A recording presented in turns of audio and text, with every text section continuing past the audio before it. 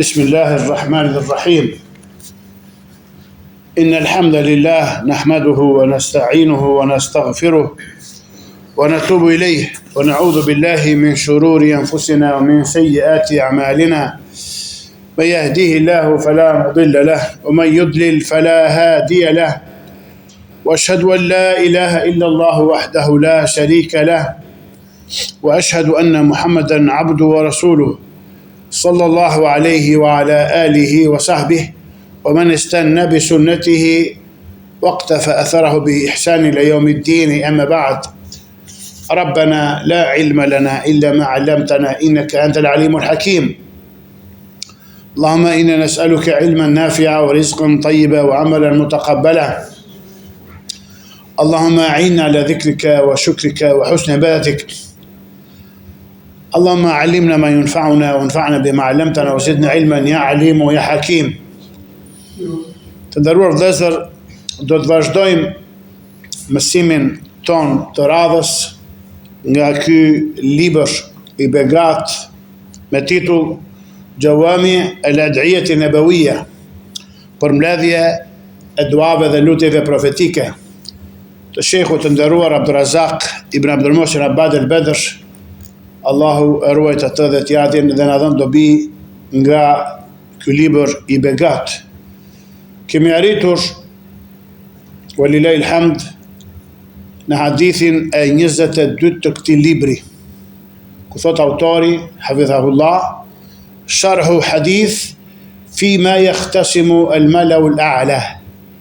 Pra komenti i hadithit për çfarë polemizon paria e lartë, pra melekët. Thot Allahu e ruajt atë dhe ne, rawa at-Tirmidhiyu fi jami'ihi عن معاذ بن جبل رضي الله تعالى عنه قال: احتبس عنا رسول الله صلى الله عليه وسلم ذات غداة من صلاة الصبح حتى كدنا نتراءى عين الشمس، فخرج سريعا فثوب بالصلاة، فصلى رسول الله صلى الله عليه وسلم وتجوز في صلاته، فلما سلم دعا بصوته فقال لنا: على مصافكم كما أنتم، ثم انفتل إلينا فقال: أما إني سأحدثكم ما حبسني عنكم الغداء، أني قمت من الليل فتوضعت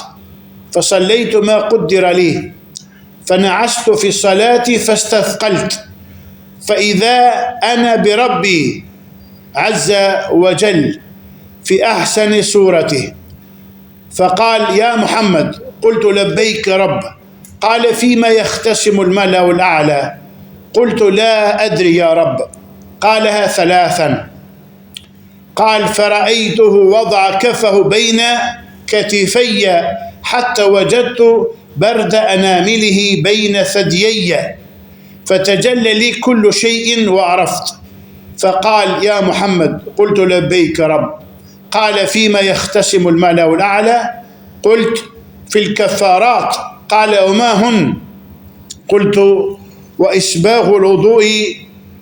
قلت: مشي الأقدام إلى الجماعات، والجلوس في المساجد بعد الصلوات، وإسباغ الوضوء في المكروهات.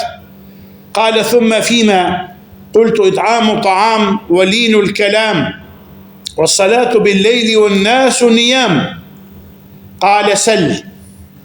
قلت: اللهم إني أسألك فعل الخيرات وترك المنكرات وحب المساكين وأن تغفر لي وترحمني، وإذا أردت فتنة في قوم فتوفني غير مفتون، وأسألك حبك وحب من يحبك وحب عمل يقرب إلى حبك. قال رسول الله صلى الله عليه وسلم: إنها حق فادرسوها ثم تعلموها. Pra profeti alayhi salatu selam, si shpërcjell Tirmidhiu në përmbledhjen e tij nga Muadh ibn Jabal, Allahu që të kënaqë me të, i cili tha: I dërguari Allahut sallallahu alaihi wasallam një mëngjes u vonua për namazin e sabahut, derisa gati sa nuk pam lindjen e diellit. pastaj doli me shpejtësi, u thiri kameti, ai e fali namazin për shumë shkurt. Kur dha selam, na thiri me zë dhe na tha: "Qëndroni në safet tuaj, ashtu si jeni." Pastaj u kthye nga ne dhe tha, sallallahu alaihi wasallam: "Vërtet do t'ju tregoj çfarë më pengoi këtë mëngjes.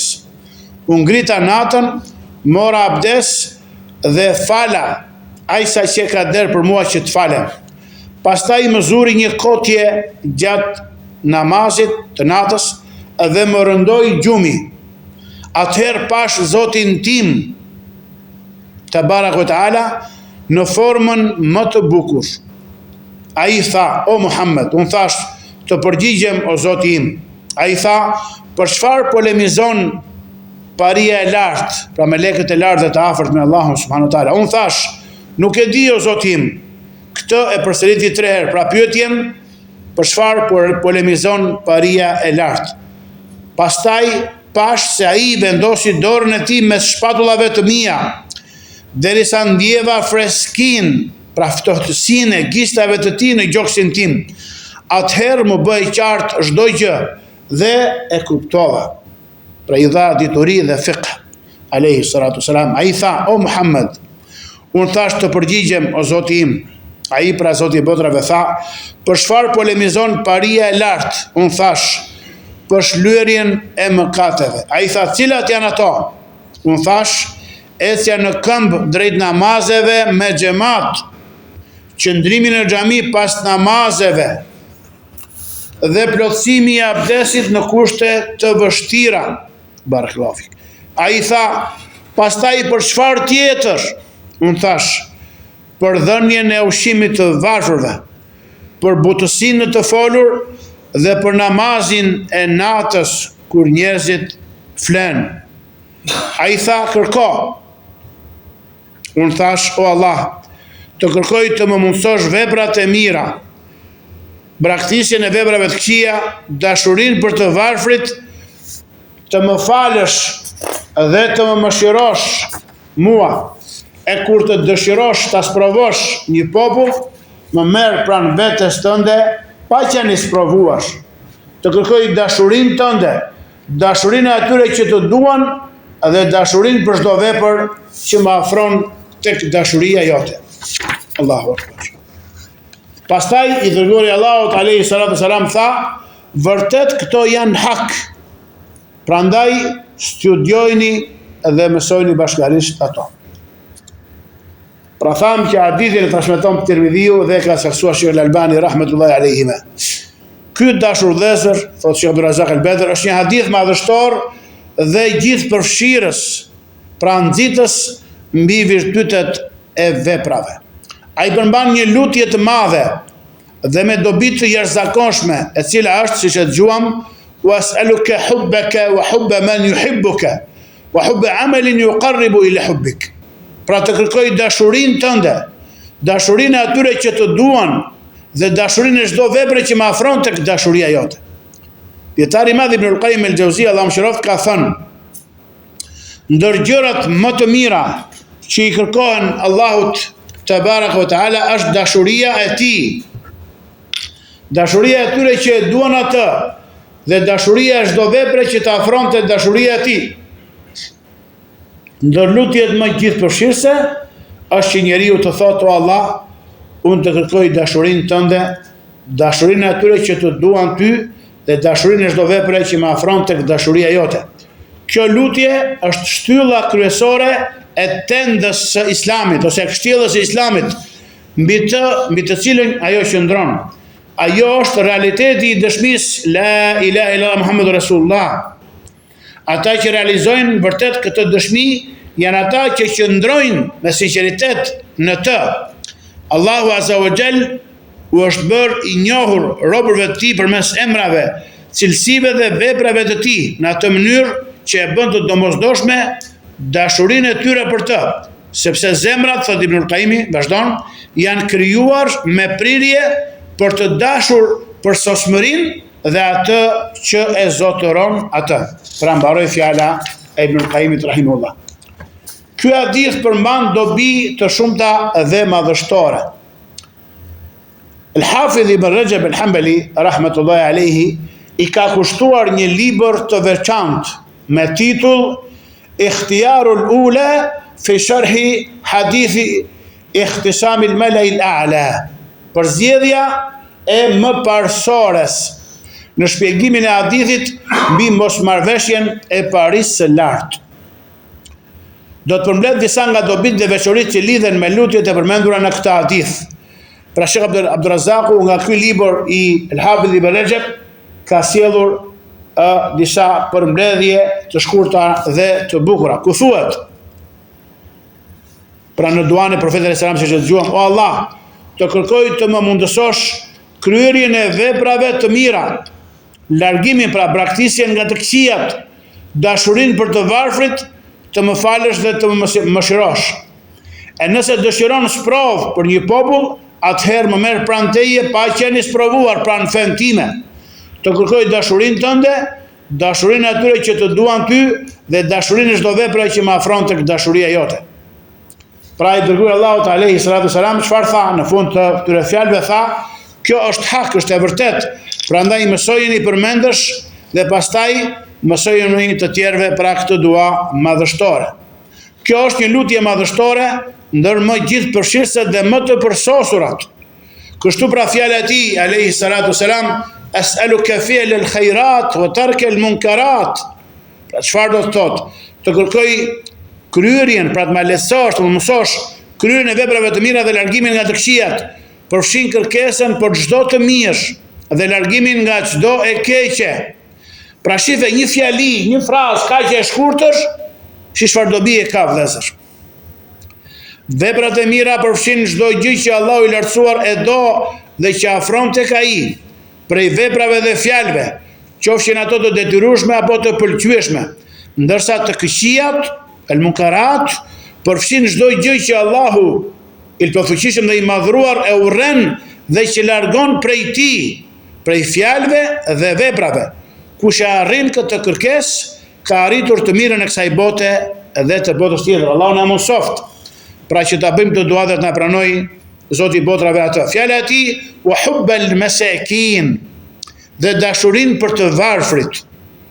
Mund të thuhet se kjo është pjesë e kryerjes së veprave të mira, por është përmendur veçmas për shkak të rëndësisë dhe kujdesit të madh ndaj saj. Po kështu është veçuar edhe përmendja e dashurisë për Allahun e lartësuar subhanahu wa taala, dashurisë për ata që e duan atë dhe dashurisë për veprën që të çon tek dashuria e tij, sepse kjo është baza e të gjitha veprave të mira. Mund të thuhet gjithashtu se kjo është një kërkesë, pra lutje e sinqertë drejtuar Allahut te baraka wa taala, që t'i jap robit mundësinë të kryej vepra bindjeje, taat me gjymtyrët e tij, të largohet nga të këqijat me gjymtyrët e tij dhe t'i dhurojë atë që e bën të mundur këtë, e cila është dashuria për të. Si thot Ibnul Qayyimi në nunin e tij, thot wa ibadatu rrahmani ghayatu hubbihi ma'a dhulli abidihi huma al-qutbani. Adhurimi I Rahmanit është kulmi I dashurisë për të me nështrimin kafshit tij. Këto janë që drejtojnë çfarë adhurimin që robi dedikon Allahut subhanahu wa taala.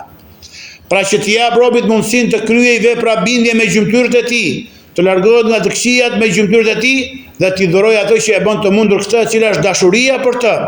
Dashuria për ata që e duan atë dhe dashuria për çdo vepër që të çonte dashuria e tij.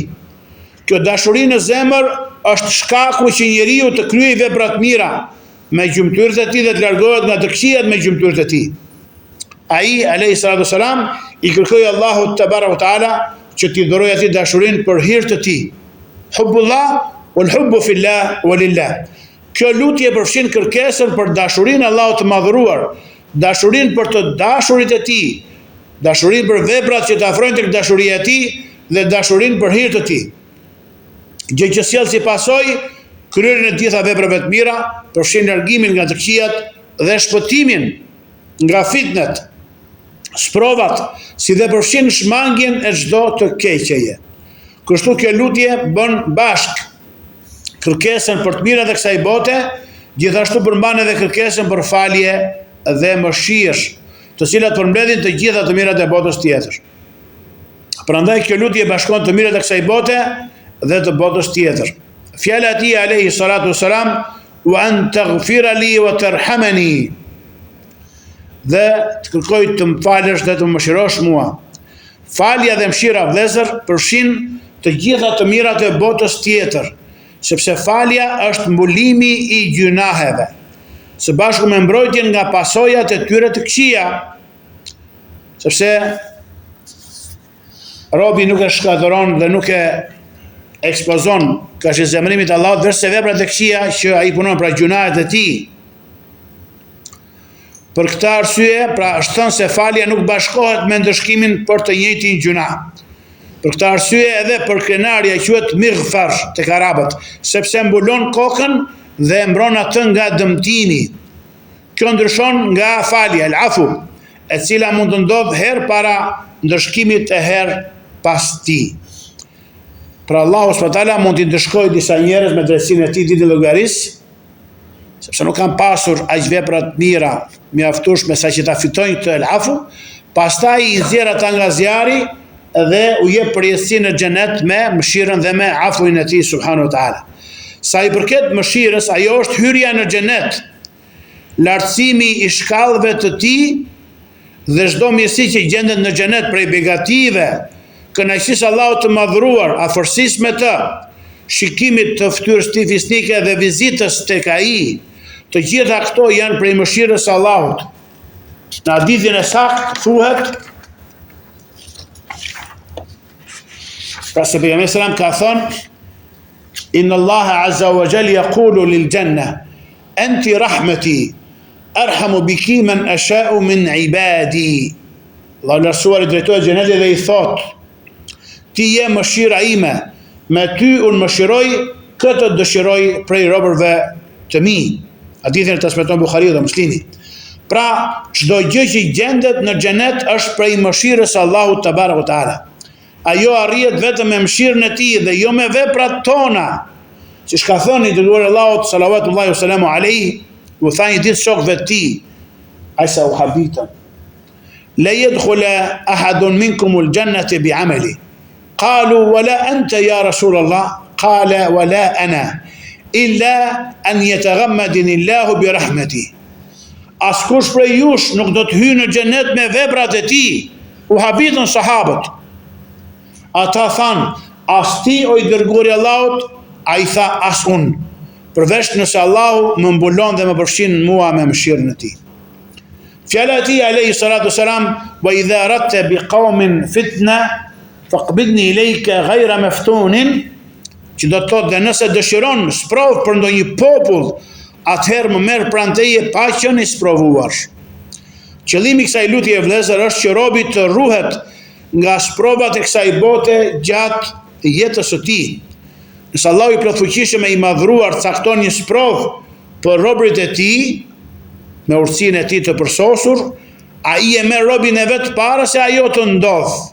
Kjo është një nga lutjet më të rëndësishme, sepse nëse besimtari jeton i ruajtur nga sprovat dhe pastaj Allahu e merr pranë tij para se ato të ndodhin e njerëzit të bien në to, atëherë kjo është shpëtim për çdo nga çdo e keqe.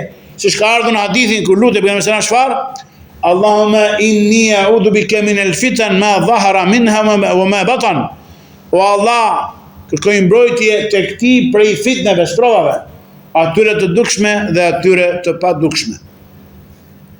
Fjala e tij alayhi salatu wasalam, was'aluka hubbaka wa hubba man yuhibbuk wa hubba al-'amal alladhi yuballighuni hubbak ose yuqarribuni ila hubbik. Pra është lutur pejgamberi sallallahu alajhi wasallam, siç e dëgjojmë në fund të këtij hadithi, dhe të kërkoj o Allah dashurinë tënde, dashurinë atyre që të duan ty dhe dashurinë për veprën që më bën të arrij tek dashuria jote. Kjo lutje përmbledh çdo hajër, sepse veprat që njeriu i bën me zgjedhjen e tij, pra me vullnetin e tij të lirë, burojnë nga dashuria dhe dëshira. Nëse dashuria për Allahun është e rrënjosur në zemrën e robit, vëllezër, prej saj lindin dhe burojnë veprat e gjymtyrve, të cilat nëse bëhen sipas asaj që Allahu do edhe pëlqen me këtë arrin çfarë dashurinë dhe shpërblimin e Allahut subhanahu wa taala. Kështu ai do pra robi gjithçka që Allahu do prej veprave dhe fjalëve. Kryen të gjitha veprat e mira, largohet nga të gjitha të këqijat dhe i do ata prej krijesave të cilët i do Allahu te barekuhu teala. Dashuria për Allahun azza wa jall i ka dy shkallë, pra dy grada. E para është e detyrueshme.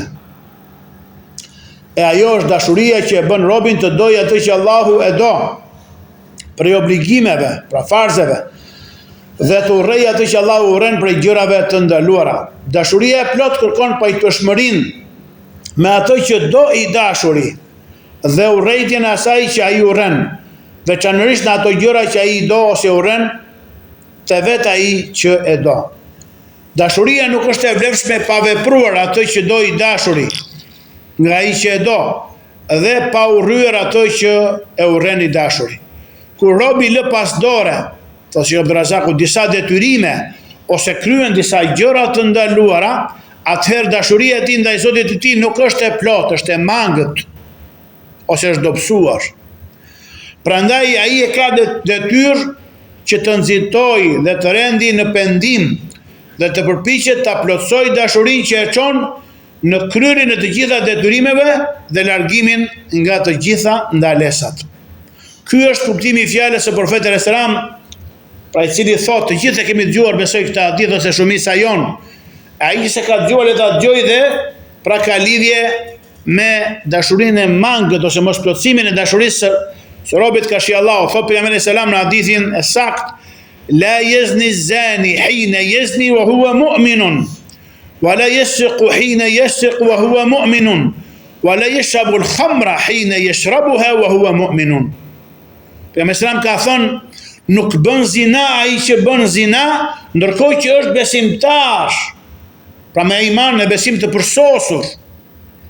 Nuk vjedh ai që vjedh ndërkohë që është besimtar, dhe nuk pi alkol ai që e pi alkolin ndërkohë që është besimtar. Sepse vërtet besimi i plot kërkon dashurinë për atë që e do Allahu dhe urrejtjen për atë që e urren Allahu i lartësuar, si dhe veprimin pra sipas kësaj. Askush nuk kryen ndonjë gjë të ndaluar ose nuk lë pas dore ndonjë detyrim, verse kur i jep përparësi epshit të vet, i cili e shtyn drejt saj, pra drejt gjunaut ose braktisjes së urdhresës, mbi dashurinë për Allahun e lartësuar, e cila kërkon të kundërtën. Shkalla e dytë vëllezër e realizimit dashurisë për Allahun subhanahu wa taala është shkalla e atyre që quhen al-muqarrabin, e të afruarve. Ajo është kur zemra mbushet me dashurinë për Allahun e lartësuar, derisa kjo ta shtyjë njeriu të dojë veprat vullnetare dhe të përpiqet për to. Pra nuk diskutohen farzet, ti dojë veprat vullnetare, garoj, të insistoj dhe të përpiqet për to. Të urrej gjërat e papëlqyera me kruhatet dhe të largohet prej tyre, si dhe të jetë i caktuar me caktimet dhe kaderet që janë të dhimbshme për shpirtrat, sepse ato vijnë nga i dashuri. Allahu Akbar. Me që dashuria për Allahun e lartësuar ka domosdoshmëritë e saj, që janë dashuria për ata njerëz dhe ato vepra që Allahu i do, si dhe urrejtja për ata dhe ato që Allahu i urren. Profeti alayhi salatu selam i kërkoi Allahut subhanahu wa taala krahas dashurisë së tij, pra dashurisë për të, edhe dashurinë për dy gjëra të tjera. E para është dashuria për atë që e do Allahu, sepse ai që e do Allahu i do edhe të dashurit e tij për hir të tij. I miqson ata dhe i urren armiqtë e tij, duke u armiqsuar, pra duke shpallur armiqësi të plot me ta, derisa të bërtisin ata që çfarë dashurit i do. Siç ka thënë profeti alayhi salam në hadithin e Anas ibn Malik, siç ka ardhur sahih: thalathun man kunna fihi wajada bihinna halawat al-iman, an yakuna Allahu wa rasuluhu habba ilayhi mimma siwahuma, wa an yuhibba al-mar' la yuhibbu illa lillah, deri në fund të këtij hadithi sakt. Pra kush është dëshmia jon nga ky hadith? Tre cilësi kush i ka ato, do ta shijoj me to ëmbëlsinë e imanit. Dhe tha që Allahu dhe dërguari i tij të jenë më të dashur për të se çdo gjë tjetër, dhe që ta doj një njeri vetëm për hir të Allahut subhanahu wa taala. Më meritorët për të dashur për hir të Allahut subhanahu wa taala janë profetët dhe të dërguarit e tij. E më i madhi prej tyre në absolut është profeti Muhamedi alayhi salatu wasalam, ndjekjen e të cilit Allahu subhanahu wa taala wa ka bërë detyrë të gjithë njerëzve dhe ka bërë ndjekjen dhe pasimin e tij shenjë të vërtetësisë së dashurisë për të. Thot i lartësuari në surën El Imran, i ka thënë dietarët ajeti i provës, "Qul in kuntum tuhibbuna Allaha fattabi'uni yuhibbukum Allahu wa yaghfir lakum dhunubakum Allahu ghafurur rahim." Thuaj, nëse e doni Allahun, atëherë më pasoni mua, Allahu do t'ju doj dhe do t'ju falë gjunat, vërtet Allahu është falës i madh edhe mëshirues. E dyta është dashuria për veprat që i do Allahu i lartësuar. Përmes tyre njeriu arrin dashurinë e Allahut. Kjo tregon se shkalla e dashurisë ndaj Allahut arrihet vetëm me bindje ndaj tij dhe duke bërë atë që ai e do. Kur robi zbaton urdhrat e Zotit të tij dhe e bën atë që ai e do, Allahu e do atë dhe e ngre në shkallën e dashurisë së tij. Pra ti e do Allahun, bën vepra që të afrojnë të dashuria e tij, atëherë ti përfiton dashurinë e Allahut. Ky është objektivi. Kanë thënë selefët, "Leysa sha'nu an tuhib, walakin sha'nu an tuhab."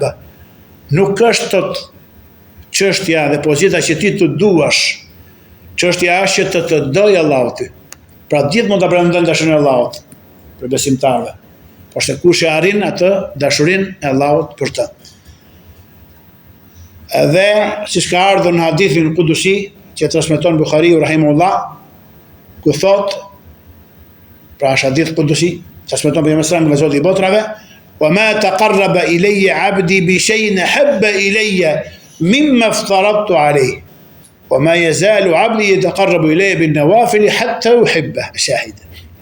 Pra robi im, ka ardhur hadith, nuk afrohet drejt meje me ndonjë gjë më të dashur për mua se sa ato që ja kam bërë detyrim, ja kam bërë farz, i kam obliguar me to. Dhe robi im vazhdon të më afrohet me vepra vullnetare derisa unë ta dua atë, pra deri në fund të këtij hadithi. Dhe kur ta dua atë çfarë, unë do të jem syri tim me cilin shef, veshi tim me cilin dëgjon, dora e tij me cilin ai prek dhe këmba e tij me cilin ai ecën. Kur të më kërkoj robi, unë do t'i jap. Edhe kur të kërkoj strehim dhe mbrojtje, unë do ta mbroj atë. Ibnul Qayyim el-Jauziyja, Allahu mëshiroft, në librin e tij Madarijus Salikin, ka vendosur një kapitull për shkaqet që sjellin edhe bëhen shkak për dashurinë e Allahut te barekuhu teala. Ai tha, pra këto shkaqe janë 10. E para, leximi i Kuranit me meditim dhe me kuptimin e domethënieve të tij e të asaj që synohet me të. E dyta, afrimi tek Allahu me veprat vullnetare pas kryerjes së obligimeve. E treta, vazhdimësia e përmendjes së Allahut në çdo gjendje. Pra, dawamu ala dhikrillahi fi kulli al-ahwal. Me gjuhë, me zemër, me vepra, pra me çdo gjendje të njeriut.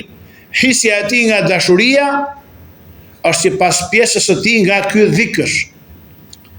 E katërta, të japësh përparësi asaj që do Allahu mbi atë që do vetja jote kur përplasen dhe takohen pra epshet e dëshirat. E pesta, që zemra e robit të sodis, pra ti studioj dhe ti mësoj me përsjatje emra dhe cilësitë e Allahut, të njoh ato dhe të endet në kopshtet e kësaj njohurie dhe në bazat e saj. Si sa bukur shpreh Ibn Qayyim rahmetullahi alayh. Kush e njeh Allahun përmes emrave, cilësive dhe veprave të tij, pa dyshim që do ta dojë atë. E gjashta, të soditësh mirësinë, bamirësinë, dhuntit dhe begatit e tij të dukshme dhe të fsheta, sepse ato e nxisin dashurinë ndaj tij. E shtata, dhe kjo është ndër më të çuditshmet, thyrja dhe porulja e plotë e zemrës para Allahut të lartësuar. Pra është kulmi i robërimit. Ai që më së shumti e do Allahun subhanallahu teala është ai që më më së miri dhe më së tepër i robërohet atij. Thyet para tij, subhanahu wa taala. E teta, vetmia me të, pra me Allahu subhanahu wa taala, veçanti në kohën e zbritjes së Allahut, qiellin e dynjas, një tretë e fundit e natës, duke lutur atë, duke lexuar fjalën e tij, duke e përqendruar zemrën dhe duke u sjell me edukatën e robërisë para tij, si çfarë fjalës bukura. Pastaj ta përfundoi këtë me istighfar dhe me pendim. Wal mustaghfirina bil ashar. Ka fal namaz natë, pastaj bën istighfar. Se prap çfarë pranon se është i mangët dhe i dobët. Pra nuk hypet janë kejf se fali namaz natë. Por bën istighfar, duke shpresuar me këtë istighfar që Allahu t'ia pranojë atë adhurim natë. La ilaha illallah. Fasabbih bihamdi rabbika wastaghfirhu innahu kana tawwaba. E nënta, shoqërimi me dashamirësit e sinqert dhe përfitimi nga fjalët e tyre më të mira. Pra shoqërosh me njerëzit e devotshëm, me dietarët, me njerëzit e dijes, me njerëzit e veprave të mira, me njerëzit e tohidit dhe sunetit.